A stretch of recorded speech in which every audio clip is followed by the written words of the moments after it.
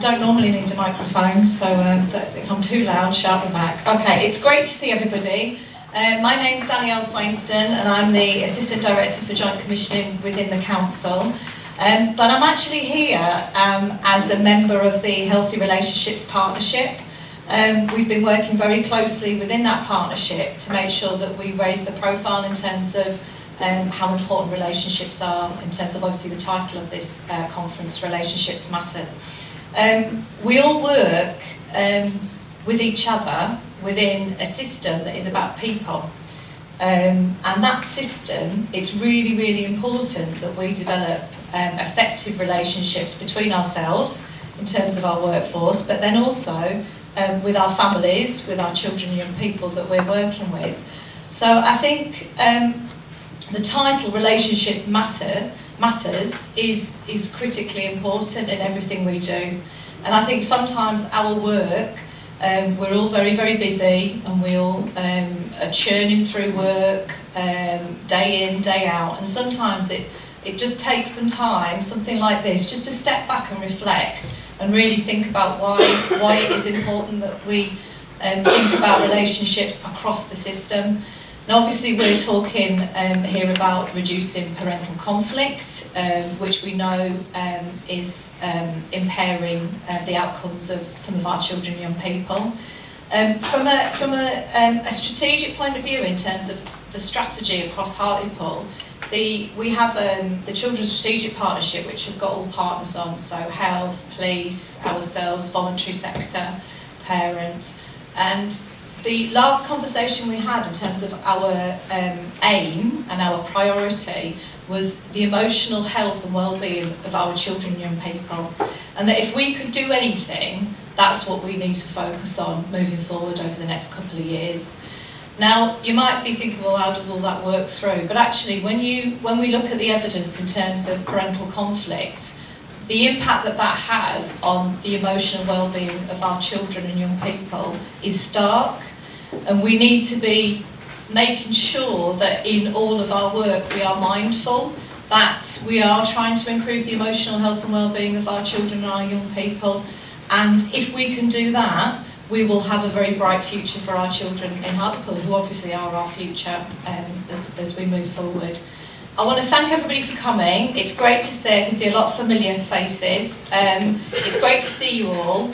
A plea really is really immerse yourself in this, because I know what it's like. You sit there and you're sort of thinking about stuff back that you think you should have done, panicking because it's a Friday, and you're thinking, oh, I've got the weekend and I haven't finished it all. But really, really immerse yourself in the thinking about this, because this is really, we just need to take stock, do some reflection, and really think about how this impacts on our children and young people. Because every single one of us in here, our aim, as we came into work this morning, is about trying to improve the outcomes for our children and young people. And we have to do that through the work that we do with our families. So I thank you for coming, and hope that you enjoy the day. Great to see so many of you, and look forward to spending the rest of the day with you and doing some of that reflection. And I'll hand over to Christine.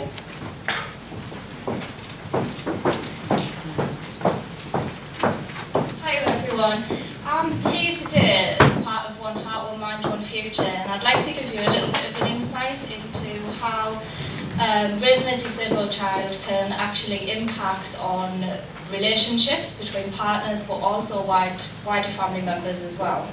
So I'm chair of One Hart, One Mind, One Future, and I also work at Hartlepool Carers, which supports unpaid carers living in Hartlepool. One Hart, One Mind, One Future is a parent-led forum, and we run by volunteers to ensure that the views and opinions of families living in Hartlepool are heard at both local, regional and national level. We're part of 152 parent-carer forums in the UK, and we form part of the North East cluster, which then feeds into the national network. And then things that are obviously found out about regionally are then fed up to government to ensure that influences change at the national level. It was actually set up in 2008 under the Aim and High initiative, and now we're your key partners in the successful delivery of the new centre reforms. We work closely, like Danielle said, with the local authority, health and education, to make sure that services within Hartlepool are meaningful for families. One Hart, One Mind, One Future work with over 500 families with a wide range of disabilities and long-term illnesses. And we understand the impact that families face when raising a child with additional needs and disabilities. When I was reading some research preparing for today, I actually realised and found that up to 40% of families lose contact with all of their friends and families once their child has a diagnosis. So I think that really shows how that can impact parents and the conflict that can cause within families. Raising a disabled child is not easy, and it takes a lot more time and effort and energy. I've worked within health and social care now for nearly 20 years, and prior to becoming a parent, I personally thought as a professional I understood and I knew how I could help families, and that wasn't the case. In 2007, I had our James, who is now 11, and Harry came along and he's now 7 years old. They both have a rare genetic condition that presents with physical and learning disabilities, as well as social and emotional challenges. Not only do families have to go through that diagnostic process and deal with all of the emotions that come along with that, you have to open your life up to many other people within, the community. And that doesn't come easy. So I want to give you a little bit of an example, and it might sound like it's going on a little bit, but these are the people that are involved from a professional level within our lives. So I've got to have it on a screen because there's that many I forget. So we have a specialist neurologist at Alder Hay Hospital in Liverpool. We've got specialist hand surgeons in Leeds. We've got a multidisciplinary team made up of 9 different professionals at the RVI in Newcastle. We've got skincare specialists in Stockton. We've got an ear, nose and throat consultant at James Cook. We've got a genetics team and genetics counselling at the Centre of Life. We've got Sunderland Eye Infirmary. And then at a local level, we've got social worker, physiotherapist, occupational therapist from health, occupational therapist from the local authority, speech and language therapist, a CAMS nurse, school nursing, SENCO, education officer, educational psychologist, carers, content service, wheelchair services, and the list goes on. So when working with families, please bear in mind that there might have been many other people and many reasons for why families are behaving in the way that they do, and that the pressure that this may be causing between partners. So for me personally, juggling all them appointments, the sleepless nights, arranging medication, being the communicator between all of them professionals across the country, carrying out therapy programmes up to 3 times a day for 2 children, all the household tasks that we do on a daily basis, and both me and my husband working full time had a serious effect on our relationship. Luckily, we had the right support at the right time, and we felt that we were supported through what we felt was a minefield. We had a supportive family, we had a carers assessment complete, we had direct payments for our children to help us through the day-to-day things, and our boys are happy and have the therapy and the services that they need.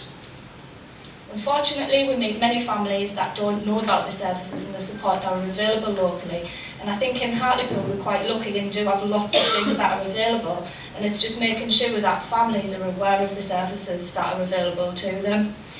We know when working with families who are raising a child with additional needs, there's high levels of parental conflict, higher levels of depression, which then can lead on to lots of physical health concerns, and also marital issues and at higher risk of divorce. Luckily me and my husband are not there yet, we're alright, 11 years this year. So this is why I feel that it's so important that, today getting everybody in the room and actually raising awareness of raising a disabled child and the extra pressures that can cause is really important, and that together we can help families and support families throughout that process to create a positive, resilient, stronger families and communities. Thank you.